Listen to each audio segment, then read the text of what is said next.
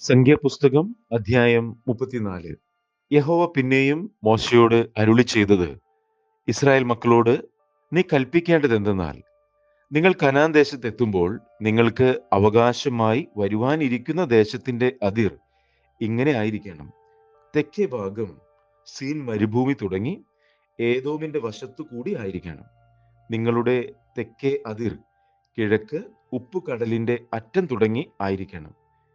പിന്നെ നിങ്ങളുടെ അതിർ അക്രബീം കയറ്റത്തിന് തെക്കോട്ട് തിരിഞ്ഞ് സീനിലേക്ക് കടന്ന് കാദേശ് ബർണയുടെ തെക്ക് അവസാനിക്കണം. അവിടെ നിന്ന് ഹസറദാൻ വരെ ചെന്ന് അസ്മോനിലേക്ക് കടക്കണം. പിന്നെ അതിർ അസ്മോൻ തുടങ്ങി മിസ്രയീം തോട്ടിലേക്ക് തിരിഞ്ഞ് സമുദ്രത്തിങ്കൽ അവസാനിക്കണം.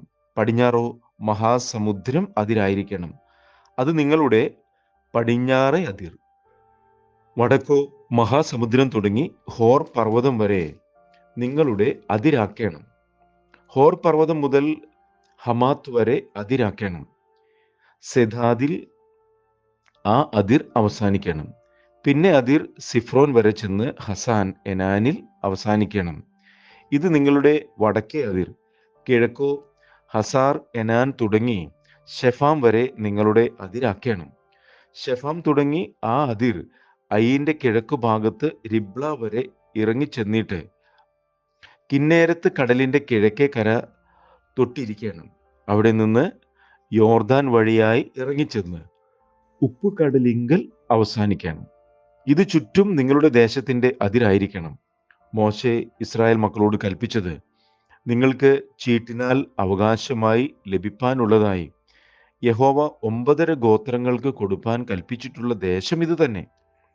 രൂബൻ ഗോത്രക്കാരുടെ കുടുംബങ്ങൾക്കും ഗാദ് ഗോത്രക്കാരുടെ കുടുംബങ്ങൾക്കും മനശ്ശെയുടെ പാതി ഗോത്രത്തിനും താന്താങ്ങളുടെ അവകാശം ലഭിച്ചുവല്ലോ. ഈ 2.5 ഗോത്രത്തിന് അവകാശം ലഭിച്ചത് കിഴക്കൻ പ്രദേശത്ത് യെരിഹോവിന് കിഴക്ക് യോർദാൻ അക്കരെ ആയിരുന്നു. പിന്നെ യഹോവ മോശെയോട് അരുളി ചെയ്തത്, നിങ്ങൾക്ക് ദേശം വിഭാഗിച്ച് തരേണ്ടുന്നവരുടെ പേരുകളാവിത്.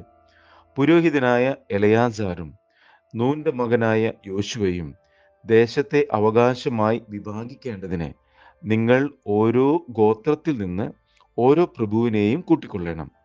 അവർ ആരെല്ലാം എന്നാൽ, യഹൂദ ഗോത്രത്തിൽ യെഫുന്നയുടെ മകൻ കാലേബ്, ശിമയോൻ ഗോത്രത്തിൽ അമീഹൂദിന്റെ മകൻ ശെമുവേൽ, ബെന്യാമിൻ ഗോത്രത്തിൽ കിസ്ലോന്റെ മകൻ എലീദാദ്, ദാൻ ഗോത്രത്തിനുള്ള പ്രഭു യൊഗ്ലിയുടെ മകൻ ബുക്കി. യോസേഫിന്റെ പുത്രന്മാരിൽ മനശ്ശെയുടെ ഗോത്രത്തിനുള്ള പ്രഭു എഫോദിന്റെ മകൻ ഹനിയേൽ. എഫ്രൈം ഗോത്രത്തിനുള്ള പ്രഭു ഷിഫ്താന്റെ മകൻ കെമുവേൽ. സെബുലൂൻ ഗോത്രത്തിനുള്ള പ്രഭു പർനാക്കിന്റെ മകൻ എലിസാഫാൻ. ഇസഗാർ ഗോത്രത്തിനുള്ള പ്രഭു അസാന്റെ മകൻ പൽത്തിയേൽ. ആശേർ ഗോത്രത്തിനുള്ള പ്രഭു ശെലോമിയുടെ പുത്രൻ അഹിഹൂദ്. നഫ്താലി ഗോത്രത്തിനുള്ള പ്രഭു അമീഹൂദിന്റെ മകൻ പെദഹേൽ.